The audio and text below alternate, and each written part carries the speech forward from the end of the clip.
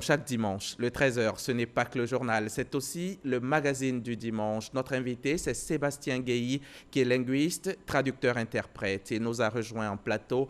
Bienvenue donc à Monsieur Guéhi. Je vous propose qu'on suive ensemble ce reportage qui porte la signature de Jean-Luc Gbangbo. Leur présence et leur rôle est quasiment indispensable au cours des conférences internationales réunissant des participants de diverses nationalités. Les traducteurs et interprètes ont de tout temps occupé l'arrière-plan de ces grandes rencontres. Pourtant, ce sont eux qui y permettent contacts, échanges, négociations et accords, cela dans le monde entier. Un traducteur ou interprète est considéré comme étant cet agent entre deux cultures qui essaie de franchir les barrières à la communication et lancer un pont entre les personnes qui parlent des langues différentes. De plus en plus, ce corps de métier aspire à plus de lumière. Sa longue marche vers la reconnaissance a ainsi abouti sur l'instauration d'une journée mondiale de la traduction, célébrée chaque année le 30 septembre par la Fédération internationale des traducteurs depuis 1953. Cette journée a été officiellement reconnue par l'UNESCO et les Nations Unies en 1991. En Côte d'Ivoire, c'est sous l'impulsion de Hervé Guéhi, traducteur-interprète, que ce cadre de reconnaissance et de célébration des métiers de traducteur et interprète a été initié depuis 2016. 4 éditions de la Journée internationale de la traduction et de l'interprétation de Côte d'Ivoire se sont déjà tenues. La révélation de ces métiers au grand jour, selon les organisateurs ivoiriens, est le début d'une ère de professionnalisation et de marché en pleine expansion. Alors, Monsieur Guéhi, qu'est-ce que la traduction? Qu'est-ce que l'interprétation? Je vous remercie. Et la traduction, c'est l'exercice ou l'activité qui consiste à rédiger un texte qui est dans une langue source et de transmettre dans une autre langue, celle demandée par les clients, qu'on appelle la langue cible. Ça, c'est la traduction. La traduction. C'est donc écrit, un texte écrit. La traduction est écrite. D'accord. Par contre, l'interprétation, c'est le même exercice. Cette fois-ci, il est oral. D'accord. On peut être traducteur et pas interprète. C'est deux métiers différents. Les traducteurs ne sont pas forcément interprètes et les interprètes n'exercent pas forcément en tant que traducteurs. Quoique, ils peuvent traduire. Oui, les interprètes peuvent traduire parce que traditionnellement, c'est des traducteurs qui deviennent interprètes.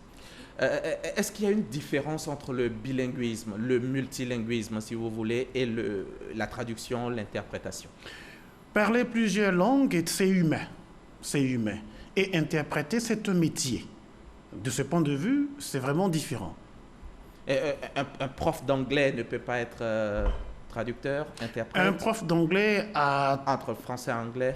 Un prof d'anglais a tous les mérites, a toutes les chances et tous les outils dont il a besoin pour devenir traducteur et interprète. D'accord, donc il le peut. Donc on n'a pas besoin de faire forcément une formation. Et si je parle bien anglais, je peux m'y mettre à la traduction, à l'interprétation, et ça peut bien marcher. Pas forcément. Un interprète et un traducteur, tous deux ont besoin de formation. La formation sur le tas en allant dans un cabinet de traduction et d'interprétation, ou la formation dans une école d'interprétation ou de traduction qui existe. On a les deux voies. Je sais que vous ironisez souvent en disant que si un bon prof doit devenir un bon interprète, c'est comme si vous demandiez à un boucher d'être un bon chirurgien. Oui, charcutiers le font seulement qu'ils écrivent rien. Est-ce que tout le monde peut être traducteur? Tout le monde peut être interprète? C'est un métier humain. De ce point de vue, oui. Tout le monde a les qualités pour devenir interprète. Il y a des prérequis qu'il faut avoir. Il y a des outils qu'il faut avoir. Je ne parlerai pas de disposition, de prédisposition. Ce serait prétentieux. Mais il y a des outils qu'il faut avoir. C'est quoi ces outils? Des outils, les langues. Les langues sont les premiers outils du traducteur et de l'interprète. Puis ensuite, la culture générale. Vous savez, la traduction et l'interprétation sont deux métiers qui parlent de tout. On est à la fois sur le plateau ou dans la cabine ou devant notre texte. Nous avons un texte qui parle de chimie, de botanique, de journalisme. L'interprète ou le traducteur doit être une personne qui est capable de culture générale pointue. Ce sont des experts en culture générale. Quoiqu'il ne peut pas tout savoir. Personne ne peut tout savoir. Alors, comment vous vous en sortez quand il y a un mot ou deux, par exemple, que vous n'arrivez pas à comprendre? Comment le traduire? Comment interpréter? Il y a ce qu'on appelle en matière d'interprétation la maturité linguistique. Si quelqu'un est, par exemple, médecin et qu'il ne peut pas dire qu'il est médecin, il peut dire « moi, je soigne des gens ». C'est la maturité linguistique qui permet le contournement phraséologique. Ça, c'est quand il est médecin et qu'il a envie de le dire. Oui. Mais si vous, par exemple, je dis médecin dans une langue, pas médecin, mais un autre mot peut-être, on va prendre médecin. Médecin dans une langue, ou alors un synonyme que vous ne comprenez pas, vous l'interprétez. Comment vous le direz, vous le traduirez? Vous avez la réponse dans ce que vous avez dit. S'il y a un mot que nous ne comprenons pas, on ne peut pas le traduire ni l'interpréter. C'est pour cela qu'en amont, nous parlons de préparation. Un interprète, un bon interprète, est un interprète préparé.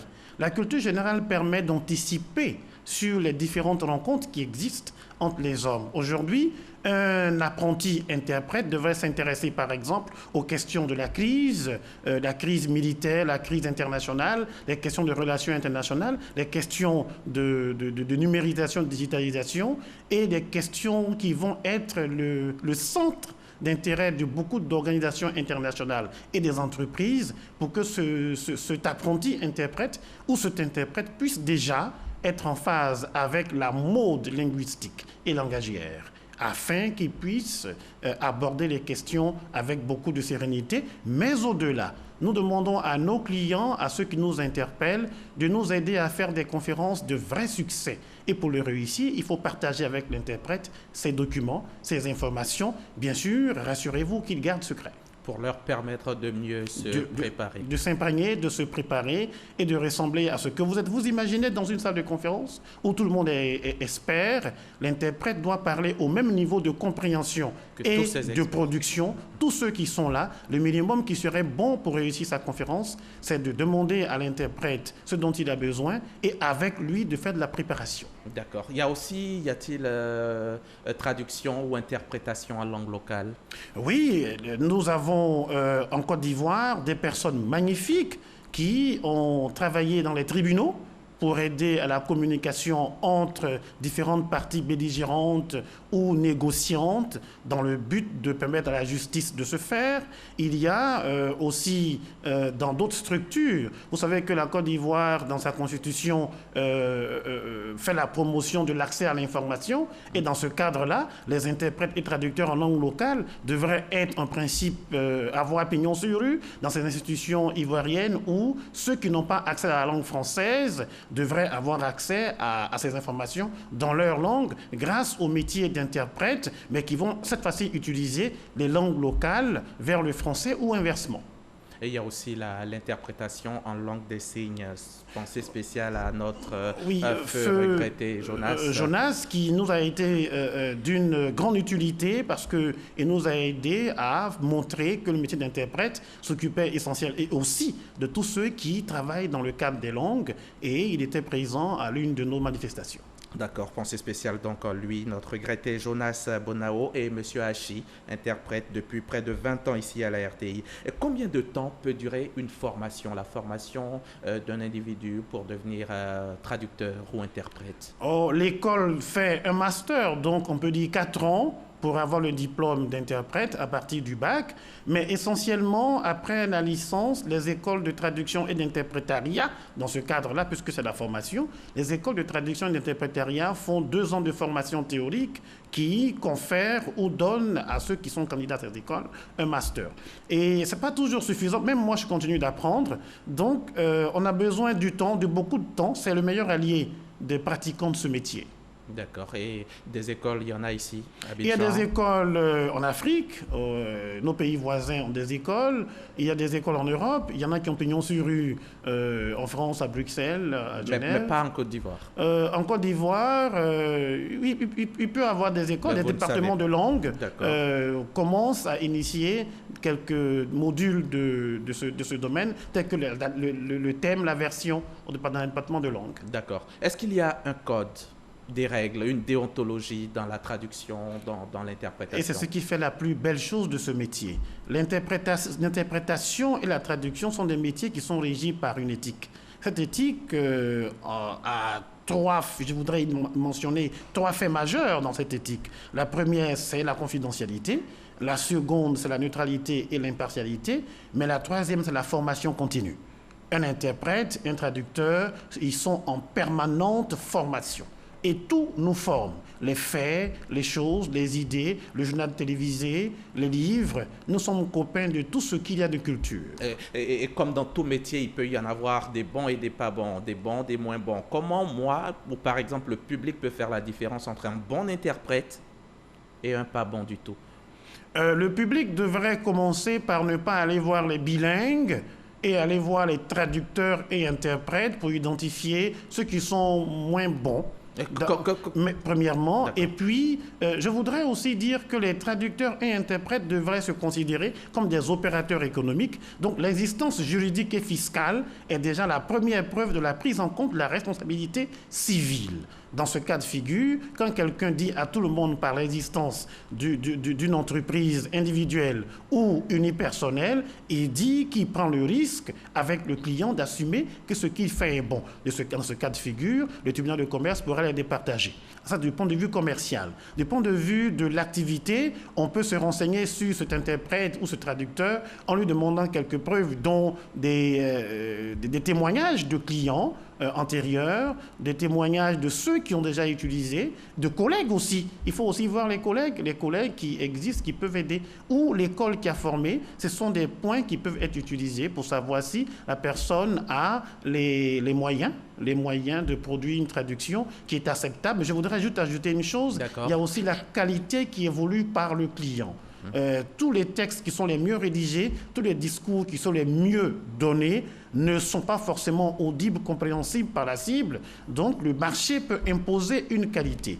Et il nous est arrivé de voir des gens qui se font traduire ou interpréter les propos, et malheureusement après il se rend compte, il dit non monsieur, c'est pas ce que j'avais dit, et lui-même, donc l'interprète n'est peut-être pas bon. Comment ça se fait ça? Il n'est pas suffisamment formé. Ça peut être dû à ce qu'on appelle les parasites techniques.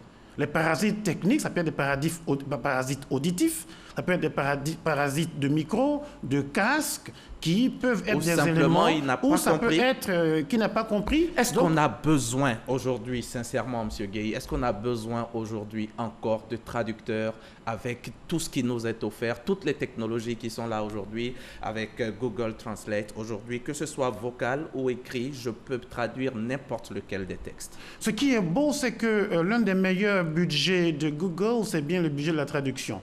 Donc Google ne traduit pas avec Google Translate. Et c'est tellement bien de savoir ça. Et les Européens qui fabriquent le plus les Européens et Asiatiques fabriquent le plus en matière de technologie, continuent de payer des sommes énormes en matière d'investissement pour payer les traducteurs et interprètes. Tout ce qui se crée aujourd'hui, ce sont des outils d'aide à la traduction. Et ne remplace pas les traducteurs. Souvenez-vous que le dictionnaire y était massif comme ça au début. Après, il est devenu numérique. Et la numérisation des documents et des dictionnaires, au contraire, a aidé le traducteur à aller plus vite pour des questions de productivité et de rentabilité. Aujourd'hui, on a le dictionnaire dans le téléphone. Donc, voilà. Donc ça permet d'aller plus vite. Toutefois, il n'est pas interdit à tout public de procéder lui-même à la rédaction de son texte dans la langue de son choix. C'est humain et c'est même valable. D'accord. Donc, votre métier tend à disparaître. Au contraire, notre métier ne disparaît. Celui qui rédige en anglais ne se passe pas d'un traducteur. Notre métier ne s'occupe que des choses qui sont vitales. Par exemple, en Côte d'Ivoire, l'investisseur qui vient pour des tourismes d'investissement, le touriste qui vient pour le tourisme de loisirs, vient en Côte d'Ivoire parce que c'est vrai que les infrastructures se font belles et que le cadre est attrayant, mais il existe des expertises qui connaissent les deux cultures, qui peuvent emmener à la compréhension des choses. Et là, il faut comprendre ce que c'est que la langue. La langue n'est pas toujours dénotative, elle est aussi allusive, elle est aussi métalinguistique, elle est aussi poétique, et cette capacité et cette compétence sont détenues par des humains. Monsieur Gueye qui aime bien son métier, il y en a plusieurs types d'interprétation. Je pense à la chuchotée, la simultanée, la consécutive. C'est quoi la nuance? Et puis, est-ce qu'on a toujours besoin de la même formation? À la base, oui. À la base, oui. L'interprétation simultanée est l'interprétation qui consiste, pendant que l'orateur prend la parole, simultanément l'interprète dans une cabine, comme on a vu tout à l'heure dans le reportage, va dire dans la langue cible le discours au même moment que l'intervenant. Et la consécutive, c'est lorsque le client fait une pause et laisse à l'interprète le soin de rendre le message. Et la chuchotée, c'est quand nous nous tenons dans le dos du client ou à côté pour lui dire à l'oreille ce qui se passe en consécutive ou en simultané. Et enfin, l'interprétation de liaison, c'est l'interprétation qui consiste à passer d'une réunion à une autre lors de séances de travail. Et la traduction aussi contient beaucoup d'éléments. Il y a la traduction, il y a la révision, il y a la correction, il y a la transcréation, il y a l'adaptation. Et vous devez forcément rencontrer des problèmes, des difficultés dans l'exercice de votre métier. Tout métier a des défis. Nous avons les premiers défis, c'est la méconnaissance du client de notre métier.